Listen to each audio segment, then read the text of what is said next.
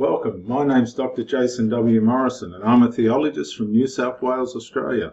Psychologists help people with themselves and other people, and theologists help people with themselves and God. 10:50 a.m. Daylight Savings Time, New South Wales, Australia. Dr. Jason W. Morrison, theologist. Well, this morning when I was training, I had the privilege to run into some Jehovah Witnesses that were doing the cart ministry, new ones. They were supposed to be at the station, but they said they wanted to sit down by the waterfront. So that's where I run into them, because I train at the waterfront. Well, I introduced myself, told them I knew some of the other Jehovah Witnesses, etc. They're obviously a bit green, because most of them won't talk to me in the area. Not that I'm rude to them or anything, but they just won't talk. But anyway, these two had a good old talk. The subject come up on, were the Jehovah Witness organisation the only organisation that God was using? And to cut a long story short, they agreed that it's not. So I don't know what's happening in the movement, but these people didn't want to commit themselves to the fact that God's organisation was the Jehovah Witnesses exclusively. But what they did say is they've chosen to believe that it is. Another question was, what if you're studying jw.org and there's something on there that you don't agree with, but you only use jw.org to find out what the truth is? And their response to that was, they don't trust YouTube, they don't trust the internet. I said, well, how are you going to find out, how are you going to critically research what the truth is? And the lady said that she'd sit and pray about it and ponder about it. And she said, because you can't use YouTube or anything like that in a university as a form of reference to authenticate a thought. And I said, well, that's not true.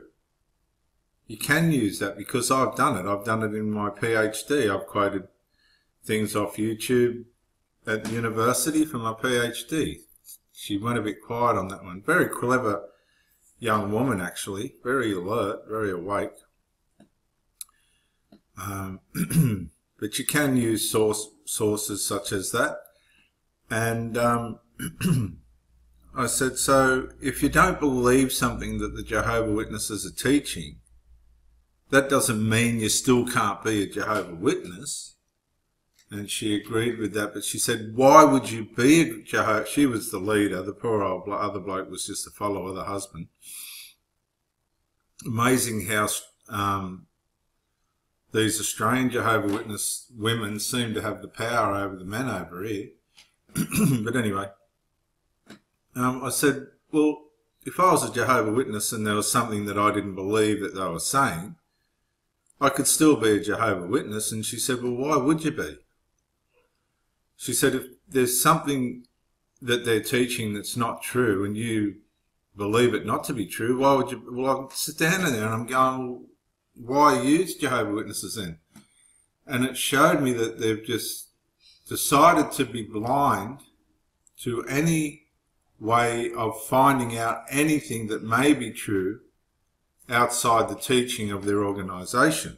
They don't want to. They don't have to, and they won't. So I said to this woman, what makes you think that everything on the internet's not accurate or right? I mean, that's narrowing down your ability to learn and understand, isn't it? And to be honest, they didn't care. They just didn't care. So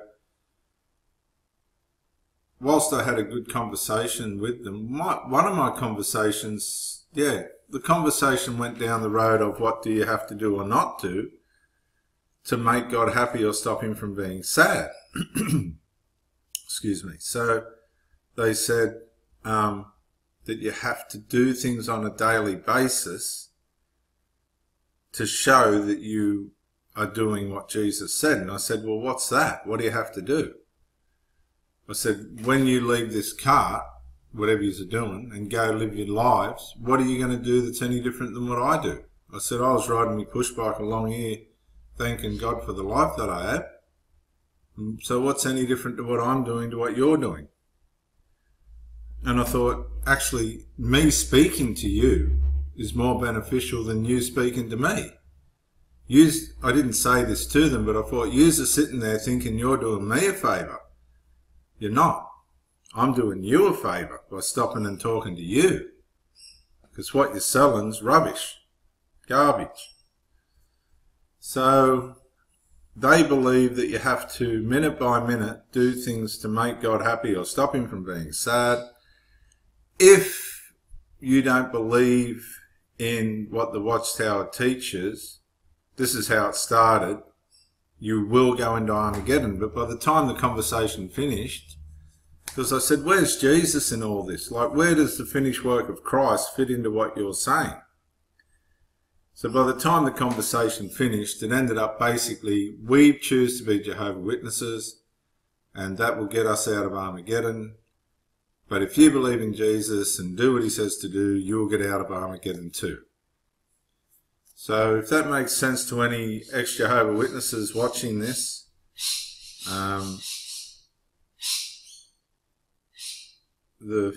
you know, they a couple of nice people, but completely deluded. And what I'm noticing is the countenance on these people's faces all seems to be the same.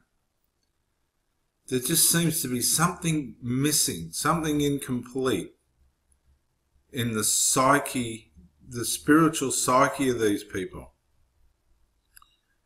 And I just really don't think they're bothered, even though they're sitting there, I really don't think they're bothered with people that are not going to go along with where they want these people to go, whether they're going to try and conform. So it's a dangerous thing that these people are doing, and I'm surprised the government lets these people out.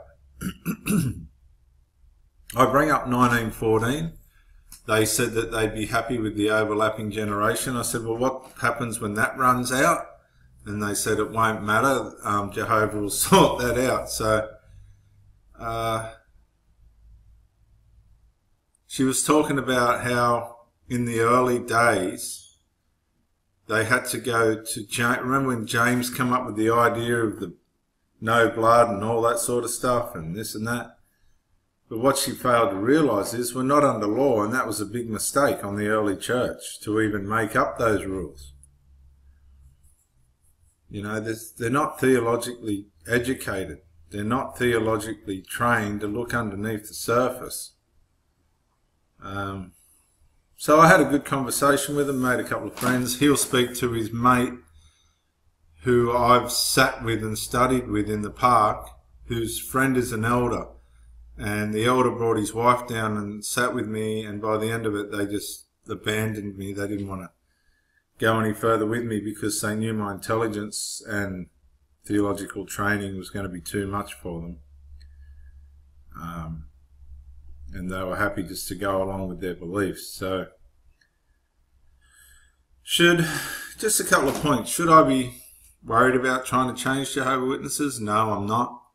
I'm not worried about all that. Look, if people, I want to say this to you. Whatever people decide to do, they're going to do. Whether they be a narcissist, whether they be a hypochondriac, whether they be a, compulsive surfer, whether they be an alcoholic, whether they be a drug addict. It's all about life's choices. And sometimes, you know, Jehovah's Witness is no different to an alcoholic. I'll tell you why. Because an alcoholic's doing something to himself or herself that's harmful, and they keep having to do it. It's become an addiction.